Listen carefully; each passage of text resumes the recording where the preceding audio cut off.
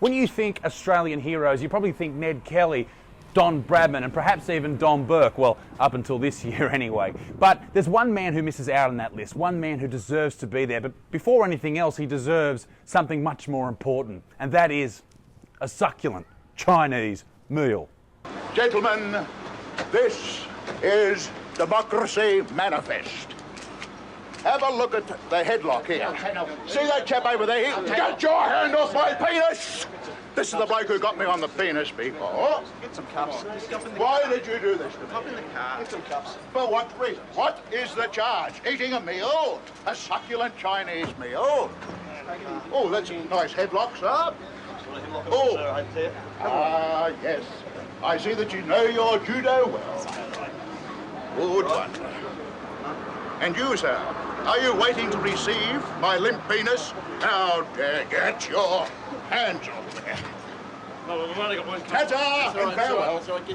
His name is Paul Charles Dozer, and this enigma of Australian folklore, much like the bunyip or an Australian Prime Minister who lasts a full term, it was thought that Paul was just a myth. But it turns out he's much more than that. In fact, after 10 years of research that I have personally done, I found out a lot about Mr. Dozer that I wish to show you right bloody now. And ladies and gentlemen, can I just say, we are going to find out, did he ever enjoy that succulent Chinese meal, and was his penis ever received? This is the story of Paul Charles Dozer. Yes, well, Grandad was a lover of food.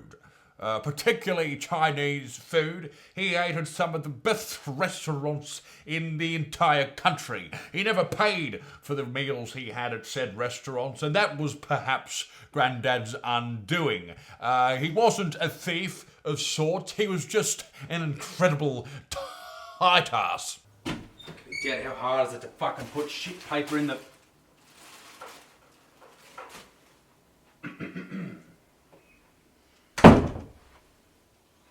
We can now reveal tonight only on this program that this was not Mr. Dozer's first encounter with the law. But would it be his last? At the age of 48, Grandad had left his job as a chef, and within a few months he had racked up 54 charges of refusing to pay for meals.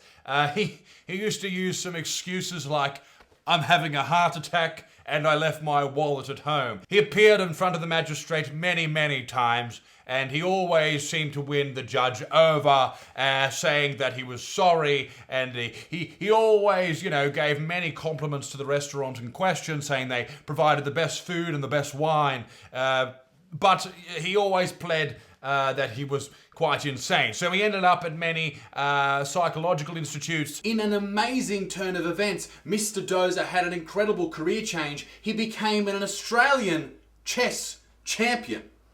What a fucking beast. He was fondly remembered by many of the psychiatric nurses that had encountered Grandad, upon his journey from the courthouse to the madhouse. But to really understand what made Mr. Dozer tick, we instituted the best experts that we could find across the globe, and we asked them to look, study, and watch the classic Mr. Dozer video, the Democracy Manifest video, and watch it frame by frame and give their opinions on what went down that fateful day.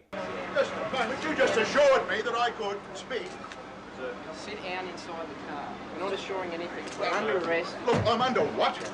Well, on this occasion, Mr. Dozer was removed from the Chinese establishment after allegedly not paying for the 4 dim sims and the chicken peanut sauce that he ordered at said establishment. Obviously, in this case, Mr. Dozer was very upset with being removed, but when you break the law, this is what happens. We had to come down very hard. Gentlemen, this is Democracy Manifest. Yeah, so Mr. Dozer is being arrested at this point, and as you can see, he's very unhappy with the arrest, so he shouts out, "This is Democracy Manifest," in a very particular accent, which of course means this is democracy in action, but he's actually saying it in a way to sort of portray that it is not democracy in action, you see, and I would know, being a democracy expert and all. have a look at the headlock here. Yeah, it's not a bad headlock. I mean, I've seen better headlocks in my day, but it's certainly an aggressive headlock, and you can probably put that down to the amount of energy that you've got from such a succulent Chinese meal experience. Well done to the officer in question. See that chap over there? Get your hand off my penis! Yeah, no one likes getting fucking grabbed on the penis like that. And you, sir, are you waiting to receive my limp penis? Well, from my experience, no one likes a limp penis. It's much like a soggy dim sim or spring roll, you know? It just ruins the entire experience. Perhaps whilst watching the Democracy Manifest video over the years, you may have forgotten that Mr. Dozer was an actual person. He had a family, he had things he loved to do, like steal food and stuff. He also had dreams and aspirations, like becoming the Australian chess champion, which he achieved. It's easy to forget that he was an actual person and just laugh at him. He also had some serious psychological issues. He thought the Hungarian army implanted devices in his head, which made him commit these crimes. And I guess, saddest of all, he passed away in 2003. And I guess the only way to end this video is to say, rest in peace, my hungry friend. Or perhaps a better way of putting that. Ta-ta and farewell. Wow, what an incredible video.